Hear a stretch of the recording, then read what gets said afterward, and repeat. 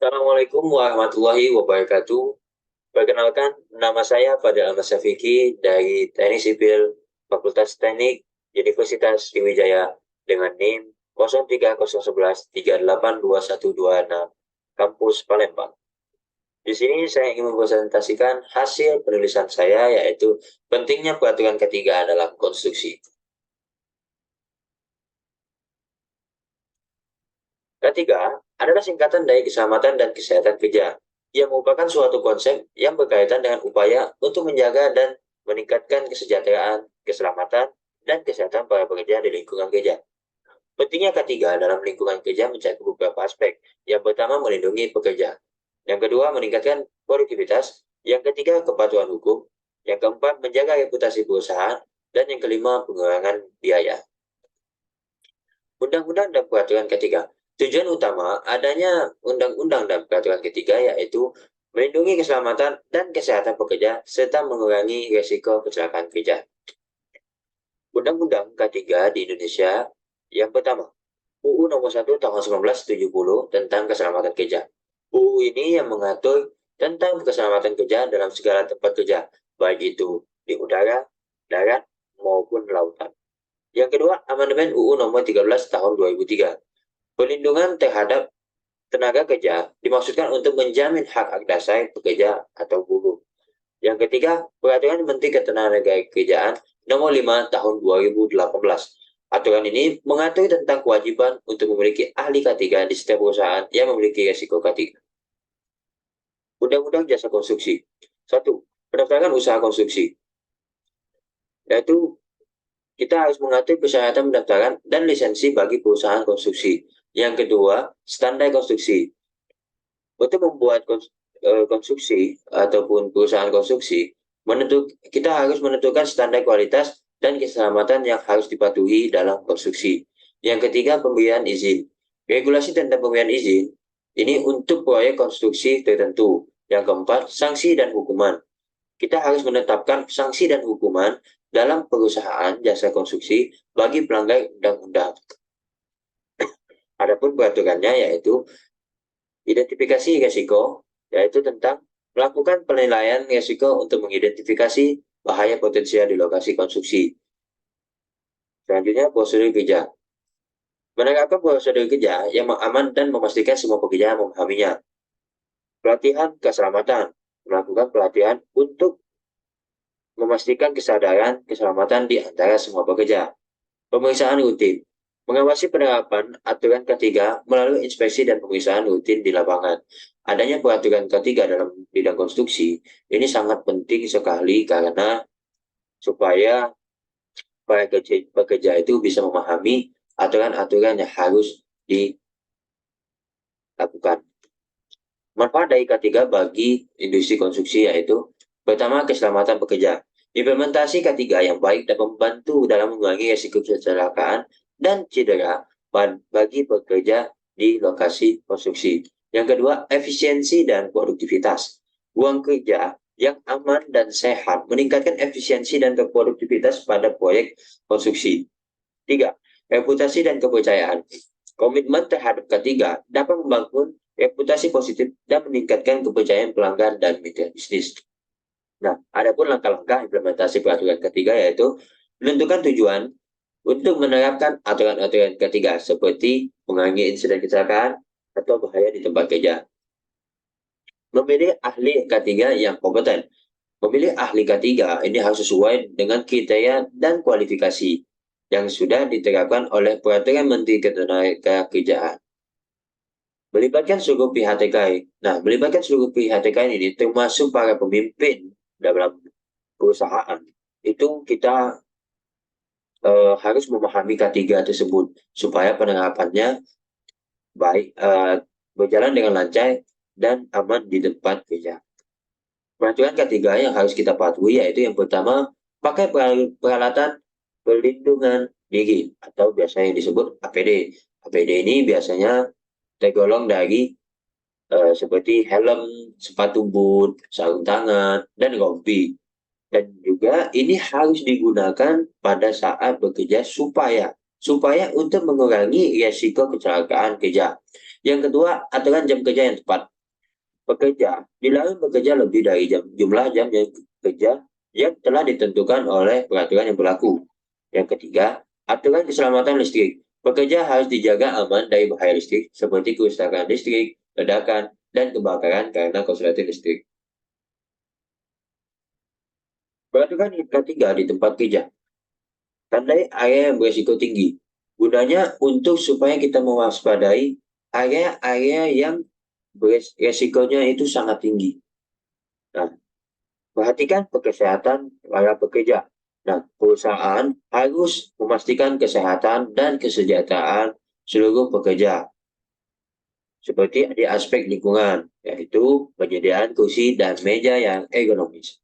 Persiapan evakuasi darurat. Setiap perusahaan sangat harus memiliki rencana evakuasi darurat dan juga memastikan bahwa semua pekerja mengetahui bagaimana cara menggunakan evakuasi tersebut. Komitmen pengamanan konstruksi. Pekerja yang terlatih itu merupakan salah satu kunci kesuksesan dalam upaya pengamanan di industri konstruksi. Penandaan dan pemberitahuan, tanda peringatan dan pemberitahuan yang sangat jelas dapat dibaca menjadi penting untuk memperingatkan untuk bahaya yang ada di lokasi konstruksi. Penghalang fisik, pembatas fisik seperti pagar konstruksi dan penghalang membantu dalam membatasi akses ke daerah berisiko tinggi. Seperti yang kita lihat dalam proyek-proyek, itu biasanya ada pagar seng tuh. Nah, itu adalah salah satu penghalang fisik supaya antara daerah masyarakat maupun daerah konstruksi itu ada pembatasan. Pencegahan kecelakaan di lokasi konstruksi. Audit K3. Pemeriksaan rutin dan audit K3 dapat membantu dalam mengidentifikasi potensi bahaya dan mengurangi risiko kecelakaan. Maksud dari audit K3 ini adalah yaitu upaya berfokusnya upaya kita itu berfokus dengan perusahaan, apakah perusahaan itu sudah menerapkan sistem K3 dengan baik atau tidak. Nah, selanjutnya yaitu laporan insiden. Pelaporan insiden dan luka-luka kecil secara akurat dan tepat waktu penting untuk memperbaiki kondisi yang tidak aman. Jikalau ada insiden-insiden yang tidak ingin kita inginkan, itu harus dilakukan secepatnya, baik ke ahli K3 maupun ke pihak manajer, supaya langsung ditangani secara langsung oleh ahlinya. Pelatihan keselamatan. Pelatihan keselamatan yang efektif membekali pekerja dengan pengetahuan dan keterampilan untuk melaksanakan tugas mereka dengan aman. Evakuasi darat. Penandaan pintu keluar pemadam kebakaran. Biasanya penandaan ini ada di setiap perusahaan, entah itu di ujung maupun di tengah gedung. Biasanya jalur evakuasi ini adalah tangga darurat. Latihan evakuasi rutin. Latihan evakuasi yang teratur ini dapat membantu kita mempersiapkan pekerja supaya hal yang tidak ingin hal yang tidak ingin kita inginkan itu kita bisa mengatasi situasi tersebut dan mengetahui prosedurnya. Peralatan pertolongan pertama. Biasanya perusahaan itu baik di proyek maupun di perusahaan jasa konstruksi pasti ada yang namanya first aid, entah itu kotak, berupa kotak maupun tas. Nah, ini harus dilakukan secara langsung jikalau ada insiden-insiden yang tidak diinginkan untuk pertolongan pertama. Pengawasan dan pemantauan ketiga. Yang pertama, sistem pelaporan kecelakaan. Penting untuk memiliki sistem pelaporan kecelakaan yang efektif dan transparan untuk dapat mengidentifikasi masalah dan menerapkan perbaikan yang diperlukan. Yang kedua, pemeriksaan rutin. Pemeriksaan rutin oleh petugas K3 dan manajemen membantu dalam memastikan kepatuhan terhadap aturan K3 dan mengurangi risiko kecelakaan. Yang ketiga, pemantauan lingkungan kerja. Ini secara teratur untuk mengidentifikasi bahaya baru dan menjaga kondisi kerja yang aman.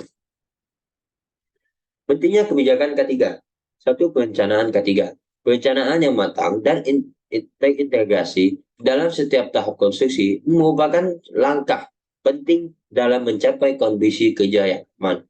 Yang kedua, pelaksanaan kebijakan K3. Melaksanakan kebijakan K3 dengan disiplin dan memberikan sumber daya yang cukup membantu dalam menciptakan budaya keselamatan yang positif. Ketiga, penilaian dan perbaikan. Melakukan penilaian dan penyempurnaan rutin terhadap kebijakan ketiga, membantu dalam mengidentifikasi kekurangan dan meningkatkan kinerja K3 secara berkelanjutan. Pentingnya organisasi K3. Adapun penting organisasi dalam K3 yaitu meningkatkan produktivitas dengan dengan memprioritaskan keselamatan dan kesehatan di tempat kerja. Organisasi K3 dapat mengurangi kecelakaan dan cedera sehingga karyawan dapat bekerja dengan efisien dan produktif.